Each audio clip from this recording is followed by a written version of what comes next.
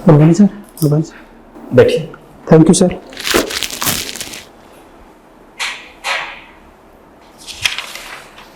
खाना वाना खा के आए, नाश्ता करके? जी सर। कंफर्टेबल है? जी सर। एजुकेशन पे बात करें, आपकी 10th कहाँ से की आपने? जी सर, मैंने कुचामन सिटी से की। कुचामन से? जी सर। ये कुचामन और कुचामन सिटी अलग अलग है या सेम है? सर वैसे कुचामन एक ही है, लेकिन उसका रेलवे स्टेशन है वो कुचामन शहर से बाहर है, तो उस सिटी को दर्शाने के लिए कुचामन सिटी उसको का नाम दिया जाता है। तो ये कुचामन का रेलवे स्टेशन सिटी से बाहर क्यों बनाया गया? बाकी शहरों में अगर अपन देखते हैं तो वहाँ पे रेलवे स्टेशन वो शहर के अंदर ही होता है, लेकिन कुचामन में और कोई और आपके नागौर में जो शहर है उनमें रेलवे स्टेशन ना केवल सिटी से बाहर है, बट सिटी से इतना बाहर है कि जनरल पब्लिक से वो आम कम्यूट कर पाने में मुश्किल होता है उनको। 10 किलोमीटर, 12 किलोमीटर, 15 किलोमीटर तक दूरी है। सर इसका एग्जैक्ट रीजन तो नहीं पता, लेकिन क्योंकि रेलवे स्टेशन में थोड़ा रोड की तरह डाइवर्जन ये नहीं कर पाते इतना आसानी से, तो मेन लाइन पहले से थी मेरठा की, इसलिए शायद वो पहले वहाँ पे स्टेशन बनाया गया हो।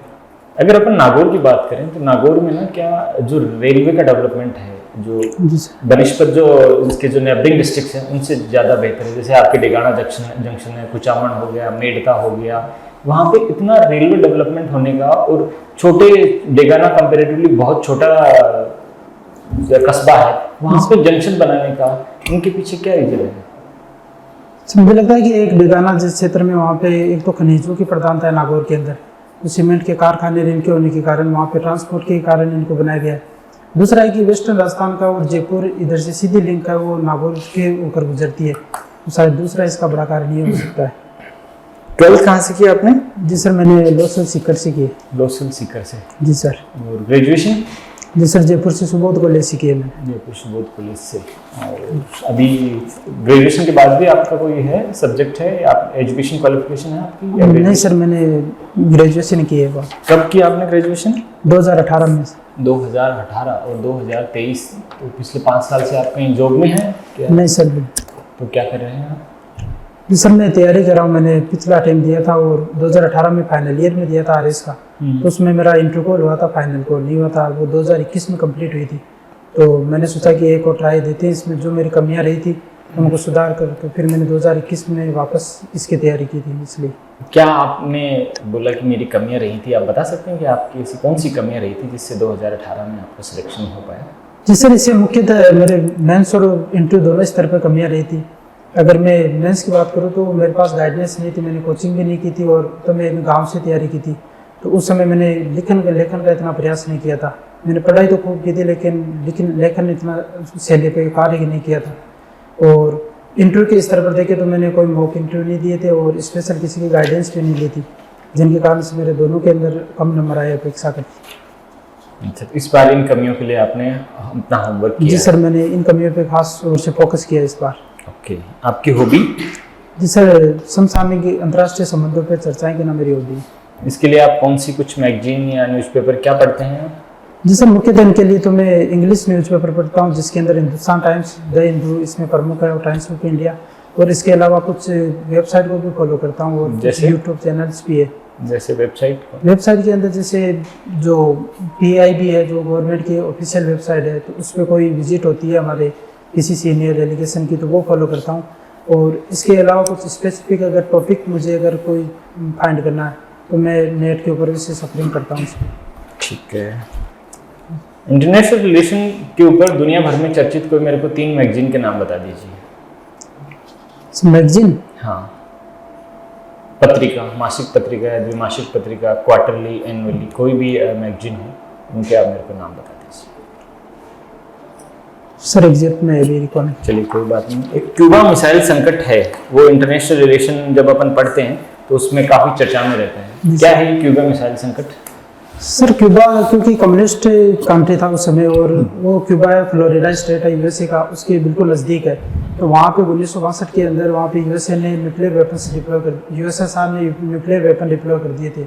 तो इससे एक मिस अंडरस्टैंडिंग हो गई थी, तो ऐसा हो रहा था कि उस समय शायद ये सीधी तो एक थर्ड वॉर में कन्वर्ट हो सकता है, तो उसको संकट कहा जाता। लेकिन बाद में अपर लेवल डेलीगेशन के माध्यम से दोनों में बातचीत हुई और वो मिस अंडरस्टैंडिंग दूर हुई, तो उसको क्यूबा संकट कहा जाता है। Sir please. आपने BSc मैथमेटिक्स जी सर किया है। आज के न्यूज़पेपर में एक गणितज्ञ के बारे में न्यूज़ आई है, पढ़ी है आपने? सर मैं एक स्पेसिफिक महिला नर्तकी का निधन हो गया, उनके बारे में फर्स्ट पेज पर आया है। सर आज का न्यूज़पेपर सर मैं सॉरी सर मैंने आज पढ़ा नहीं है न्यूज़पेपर। तो ऑनलाइन पढ़ते हैं ऑफलाइन पढ़ते हैं जो न्यूज़पेपर्स हैं? जी सर मोबाइल ऐप के माध्यम से पढ़ता हूँ, कुछ ऐप और कुछ जो ऑनलाइन अगर ऑफलाइन उपलब्ध होते हैं जैसे टाइम्स ऑफ इंडिया तो उन्हें ऑफलाइन पढ़ता हूँ, दोनों माध्यम से। तो द हिंदू भी आपने जिक्र किया, जी सर। तो उसमें संपादकीय लेख पढ़ते हैं? जी सर। कोई ऐसे एडिटर हैं जिनके लेख आप रेगुलरली फॉलो करते हैं? जी सर कुछ है, जैसे एक लेडी है सुसेनी हैदर है, वो उनके बारे में पढ़ता हूँ, स्टैनली जॉनी है उनके बारे में, तो ये दो। क्या खासियत लगी आपको इनकी लेख में? जी सर स्टैनली जॉनी के बारे में मुझे लगा कि वो मिडल ईस्ट के बारे में उनको काफ़ी ज़्यादा नॉलेज है और मिडल ईस्ट की भू राजनीतिक व्यवस्था के बारे में वो काफ़ी लिखते हैं। और जो सुसेनी हैदर है उनका तो ओवरऑल पर्सपेक्टिव अच्छा लगता है मुझे कि वो जो हमारी रिसेंट कोई विजिट होती है तो उसके बाद में वो पूरे विस्तृत लेख लिखती हैं। आपके पर्सपेक्टिव को अगर हम देखें तो चंद्रयान की जो सफलता है भारत की, जी सर। उसके खिलाफ विश्व के कई देशों ने कुछ टिप्पणियां की हैं, तो वो क्या टिप्पणियां हैं, आप उनसे कितना सहमत हैं? जी सर ये इंडिया के जो स्पेस मिशन है इसको लेकर क्रिटिसिज्म रहा है वर्ल्ड जो डेवलप कंट्रीज खास तौर से कि एक पुअर कंट्री होने के नाते अभी भी लोग 15% लोग पुअर लोग हैं, उसके बाद में भी इतने एक्सपेंसिव स्पेस मिशन को वो अंजाम देते हैं। इसको लेकर ये शुरू से ही मंगलयान से लेकर ही टिप्पणियाँ होती रही है, लेकिन मुझे लगता है कि इस बार ब्रिटिश किसी ने बताओ कि क्या टिप्पणी की है, आपने अगर पढ़ा हो तो काफी चर्चा में है। सर मैं एग्जैक्ट याद नहीं कर पा रहा सर। कोई भी सीमा हैदर का अभी नाम चर्चा में था। जी सर। कौन है ये? सर ये एक पाकिस्तानी महिला है और जो नेपाल के रास्ते भाग के यहाँ पे आई है और उन्होंने यहाँ पे शादी की है, तो इसलिए उसका भी चर्चा में है। किस तरह का इशू है, इसे आप कैसे देखते हैं? सर एक तो ये क्योंकि पाकिस्तान और हमारे संबंध बेहतर नहीं है, तो पहला तो ये है कि हमारे डिप्लोमेटिक भी इशू है क्योंकि सीधे बाउंड्री तौर पे नहीं है, इलीगल माइग्रेंट के तौर पर वो आई है। दूसरा क्योंकि इसमें ISI इनके लिए नोटोरियस रही है कि वो इनका उपयोग है वो अलग काम भी करती है जासूस के तौर पर, तो एक इंटरनल इशू भी इसके अंदर है। और तीसरा है कि इसके अंदर जो माइनॉरिटीज़ है उनसे रिलेटेड भी है कि इसके बाद में वहाँ पे हिंदुओं की माइनॉरिटीज़ है उन पर काफ़ी हमले भी हो रहे हैं और धमकियाँ भी मिल रही है, तो उससे रिलेटेड भी ये इशू है। हनी ट्रैपिंग के मामले काफी देखने में मिलते हैं। जी सर। इसे रोकने के लिए आप अपने स्तर पर क्या प्रयास सोच सकते हैं? पहले तो सर इसके अंदर सोशल मीडिया ऐप है उनके बारे में हमको पूरी प्रॉपर अवेयरनेस होनी चाहिए कि हम इनका दुरुपयोग नहीं करें। दूसरा ये है कि किसी भी प्रकार की अगर आइडेंटिटी है तो उसका जब तक वेरिफिकेशन नहीं हो तो उसको फॉलो नहीं करना चाहिए या उनसे किसी भी प्रकार की चैट से बचना चाहिए हमको। तीसरा ये है कि कोई सस्पिशियस एक्टिविटी अगर नोटिस होती है वहाँ पर, अगर मुझे मेरे तौर पर, तो मुझे जो हायर अथॉरिटीज़ है या कोई एजेंसी है इसको तो उसको रिपोर्ट करना चाहिए। और इसके अलावा अगर मेरे कोई सर्किल के अंदर कोई अन्य ट्रेप में फंस भी चुका है तो वो ज़्यादा फंसने से बेहतर होगा कि वो उसको मोटिवेट किया जाए कि आप इसको खुद ही रिवील कर दीजिए और इसको रिपोर्ट करिए केस को। उनके खिलाफ एक्शन नहीं लेंगे अगर वो हनी ट्रैप के मामलों के रूप में, अगर हमारे यहाँ की जो सुरक्षा की दृष्टिकोण से इम्पोर्टेंट तथ्य हैं वो साझा कर रहे हैं? जी सर बिल्कुल, उनके खिलाफ अलग अलग एजेंसी अपने अपने स्तर पर कार्रवाई करती है, तो वो तो एक्शन का एक उनका पूरा मैकेनिज्म है ही है, लेकिन मैं जैसे उनसे कैसे बचा जा सकता है इसके बारे में थोड़ा मैं बता रहा हूँ। सोशल मीडिया आपने भी जिक्र किया। जी सर। तो अभी ट्विटर के अगेंस्ट या ट्विटर के कॉम्पिटिटिव के रूप में कौन सा एक नया ऐप आया है? जी सर ये मेटा के द्वारा लॉन्च किया थ्रेड्स ऐप है। क्या है ये? सर ये है कि ट्विटर का इसको राइवल माना जा रहा है और ये एक तरीका से सोशल मीडिया प्लेटफॉर्म के रूप पे थ्रेड्स लॉन्च किया मेटा ने, और ये इंस्टाग्राम है, व्हाट्सएप इनसे पहले से लिंक होगा ये। तो रिसेंटली इसने सबसे ज़्यादा मिलियन सब्सक्राइबर के रूप में अभी एक उपलब्धि हासिल की है इसने लॉन्च होने के बाद में।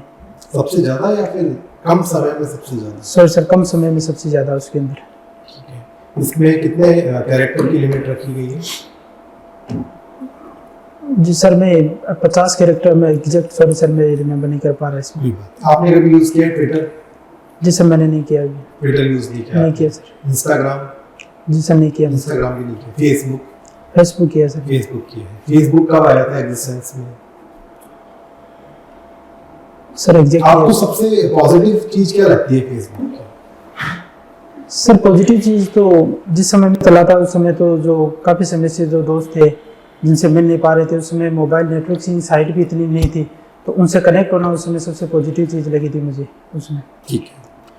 टैगोर स्कूल से आप पढ़े हैं, रविंद्रनाथ टैगोर की कौन सी 2 बातें हैं जो आप अपने जीवन में उतारते हैं या उतारना चाहेंगे?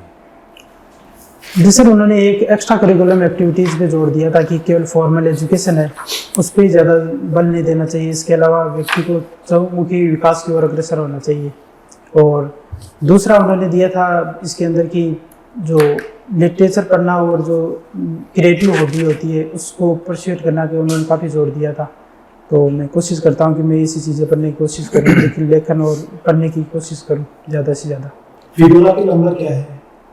जी सर, सॉरी मैथ्स से आप हैं। फिबोनाची नंबर सीरीज सुनी है आपने?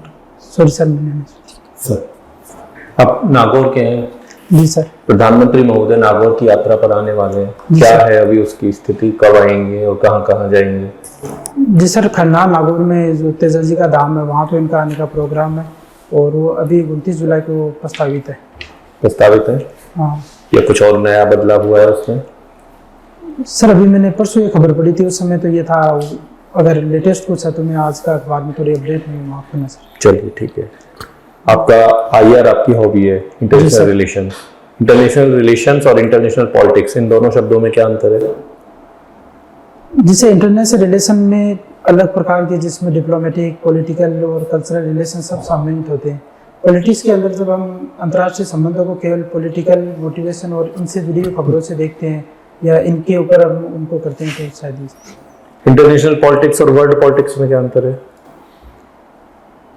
सर मैं एग्जैक्ट नहीं बता पाऊंगा सर। विदेश नीति क्या होती है? विदेश नीति को परिभाषित करना हो तो कैसे कहेंगे? सर कोई भी कंट्री अपने जो हितों को पूरा करने के लिए जो भी उसके साधन उनका प्रयोग करती है, एंगेज करती है बाहरी कंट्री से, उसे विदेश नीति कहते हैं। भारत की विदेश नीति के आप हित कौन कौन से देखते हैं? भारत के हित विदेश नीति के माध्यम से जो पूरा करना चाहता है भारत?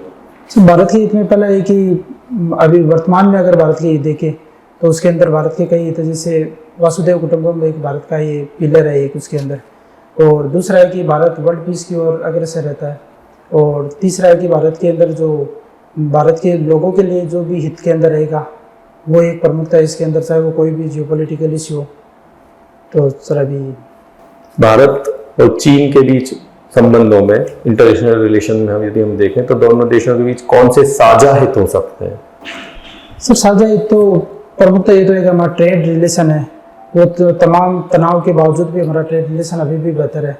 हालांकि उसके अंदर हमारा ट्रेड डेफिसिट है, लेकिन उसके अंदर हम उसको कम कर सकते हैं उसके अंदर। और दूसरा ये है कि हम दोनों के साथ मिलकर जो एशिया की एक सेंचुरी बताई जा रही है 21वीं सेंचुरी, उसको प्रमोट कर सकते हैं। तीसरा साझा है कि साउथ साउथ कोऑपरेशन है, उसको आगे बढ़ाया जा सकता है इसके अंदर, और मल्टीलेटरलिज्म है उसको भी हम आगे बढ़ा सकते हैं। भारत नेपाल संबंधों की वर्तमान स्थिति के बारे में क्या कहेंगे? वर्तमान में वहाँ के प्रेसिडेंट प्राइम मिनिस्टर ने यहाँ की विजिट की है और वो विजिट काफ़ी सकारात्मक रही थी, क्योंकि पहले कुछ बॉर्डर इश्यूज रिलेटेड पिछले 7 दिनों में भारत नेपाल संबंधों से जुड़ी हुई क्या खबरें आई हैं अखबार में? जी सर एक इशू चल रहा था कि वहाँ पे जो पुष्पा कमल दहल है, तो उन पे एलिगेशन लगाए गए थे कि उन्होंने वहाँ के बिजनेसमैन ने भारत के साथ इस वार्तालाप की थी कि उनको प्रधानमंत्री की सीट मिल सकती है। उसको लेकर वहाँ के विपक्ष में काफ़ी हंगामा था, तो उनको उन्होंने क्लेरिफाई किया उसके ऊपर। यूएनओ के संबंध में भारत की तरफ से क्या गतिविधियां हुई हैं पिछले 7 दिन में? यूएनओ के संबंध में सर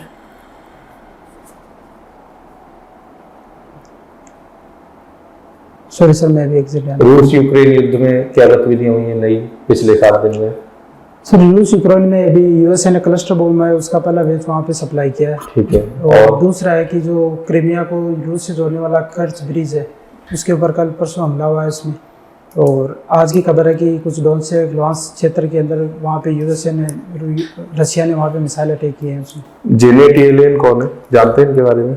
ये सर यूएसए की ट्रेजरी सेक्रेटरी है। अभी क्यों चर्चाओं में? सर अभी तो रिसेंटली चाइना की उन्होंने विजिट की थी, इसके बाद में अभी वो भारत की भी विजिट पर है। आज नीति आयोग की एक रिपोर्ट जारी हुई है, उसके बारे में जानकारी है आपको? इस रिपोर्ट में क्या कहा गया है? जी सर वो मल्टी डायमेंशनल पॉवर्टी इंडेक्स उन्होंने रिपोर्ट जारी की है। उसके तहत उन्होंने बताया कि भारत में 15% के लगभग अभी मल्टी डायमेंशनल पॉवर्टी के अंदर लोग हैं, और ये पिछले कई सालों में लगातार घटा है आंकड़ा। राजस्थान के बारे में इस रिपोर्ट में क्या कहा गया है? सर से मैं एग्जैक्ट राजस्थान के बारे में नहीं। अब डीडवाना कुचामन की बात, कुचामन के रहने वाले हैं। कुचामन में मेले कौन से आयोजित होते हैं, मतलब नागौर में कौन कौन से मेले आयोजित होते हैं? सर नागौर में प्रमुखतः तो पशु मेलों की प्रधानता है, जिसके अंदर मानासर गांव है नागौर जिले के अंदर, वहाँ पे रामदेव जी का पशु मेला पड़ता है। परबत्स के अंदर तो वर्ल्ड फेमस तेजा जी का मेला पड़ता है वहाँ पे। इसके अलावा जोड़ा नागौर के अंदर हरिराम जी का भी मेला पड़ता है। राजस्थान में सबसे अधिक पशु मेले कहाँ आयोजित होते हैं? जी सर, मुझे लगता है अभी मैं श्योर नहीं हूँ, लेकिन मुझे नागौर इसमें। अच्छा ठीक है। और राजस्थान में सर्वाधिक पशु किस जिले में है? पशु सर में कोई खास वजह है कि नागौर में इतने अधिक पशु मेलों का आयोजन होता है? सर पहले तो नागौर जो एक पशुपालन, क्योंकि यहाँ पे कृषि की इतनी संभावनाएं नहीं है यहाँ पे, तो शुरू से यहाँ पे जो पशुपालन है वो एक मुख्य एक्टिविटी के रूप में रहा है लोगों का। तो और दूसरा ये कि नागौर की स्थिति भी एक सेंटर के अंदर है, तो आसपास के जिलों में वहाँ ट्रेडिंग पॉइंट और वो आसानी से हो सकता है, इसलिए शायद यहाँ पे ज़्यादा पशु मेले आयोजित होते हैं। मीराबाई का कोई पैनोरमा बन रहा है क्या नागौर में? जी सर, मुझे इसके बारे में जानकारी है। Thank you sir, please. आपने बोला एक टर्म यूज में लिया पॉलिटिकल इश्यूज, ये क्या होते हैं जियोपॉलिटिकल इश्यूज? जियोपॉलिटिकल से कोई भी कंट्री अगर उसकी ज्योग्राफी है और उसमें पॉलिटिक्स में अगर उसके काम में आती है या पॉलिटिक्स को इन्फ्लुएंस करती है। कोई एग्जांपल बताएं मेरे को, भारत को छोड़ के कोई दूसरे देश का एग्जांपल बताएं। जी सर, उसके अंदर सर अभी देखें तो एक यूक्रेन जियोपॉलिटिकल इश्यू है, क्योंकि रूस नहीं चाहता कि यूक्रेन की जो ज्योग्राफिकल बाउंड्रीज है नेटो की वो रूस तक आए, और उसके पीछे प्रमुख उस हमला करने का यही कारण था कि यूक्रेन पे रूस ने हमला किया। और वो यूरोपियन यूनियन खासकर नेटो नहीं चाहता कि, मान लीजिए कि यूक्रेन में ना जो फिलहाल जो प्रेसिडेंट है उनसे जो पहले वाले जो प्रेसिडेंट थे जो रशियन समर्थक थे, जी सर, वो नेटो में शामिल होना नहीं चाहते थे। जी सर, उसमें तो ज्योग्राफी का आपको लगता है कहीं रोल है? वो विचारधारा है, वो एक रशिया को सपोर्ट कर रहे हैं एक पार्टी यूरोपीय यूनियन या नाटो को सपोर्ट कर रही है, इसमें ज्योग्राफी कैसे इन्वॉल्व होगी? सर अगर अभी रिसेंट हम स्वीडन का एग्जांपल देखें तो स्वीडन के नाटो में शामिल होने में रशिया ने इतना विरोध नहीं किया था, और जो यूक्रेन के होने पे किया था, क्योंकि जो स्वीडन की डायरेक्ट बाउंड्री है वो रूस के साथ नहीं मिलती और यूक्रेन की ज़्यादातर बाउंड्री रूस के साथ मिलती है, तो वो ज्योग्राफी पे नाटो की वहाँ सेनाएं उस बाउंड्री पे आना एक ज्योग्राफिकल पॉइंट ऑफ व्यू से रूस के लिए चिंता का विषय था। चलिए, मेरा आपसे अंतिम प्रश्न है, मान लीजिए आपको कहीं एसडीओ लगा दिया जाता है। जी सर। उसके बाद में आपको अपने लिए अपने स्टाफ में ना एक एम्प्लॉय है उसको रिक्रूट करना है। जी सर। और आपके पास में दो ऑप्शन है, एक महिला है एक पुरुष है, दोनों की क्वालिफिकेशन सब सेम है, दोनों का आपने इंटरव्यू लिया, उसमें भी आप किसी नतीजे पे नहीं निकल पाए, लेकिन पोस्टिंग आपको एक ही को देनी है, आप किसे देंगे? जी सर, उससे एक तो पोस्ट पे देखा जाएगा कि उसका पोस्ट का नेचर कैसा है। अगर बहुत ज़्यादा अगर आउटफील्ड की पोस्ट है, फील्ड की और रात को ड्यूटी करने की अगर पोस्ट है तो मैं पुरुष एम्प्लॉय को प्रेफर करूँगा। अगर ऑफिशिएंट एक पोस्ट है कि उसमें ऑफिस में काम करना है तो मैं सर महिला एम्प्लॉय को उसमें प्रेफर करूँगा। आप ये मानते हैं कि महिलाएं फील्ड जॉब में उतना बेहतर नहीं कर पाती? जैसे बेहतर कर पाती है, लेकिन जो अगर उनकी डे नाइट ड्यूटी है, अगर रात को भी उनको काम करना पड़े फील्ड में तो उनके लिए वो सहज नहीं रहेगा वहाँ पे, तो वो थोड़ी चिंता रहती है महिला के लिए। Okay, thank you. आपका इंटरव्यू खत्म हुआ, आप जा सकते हैं। Thank you sir.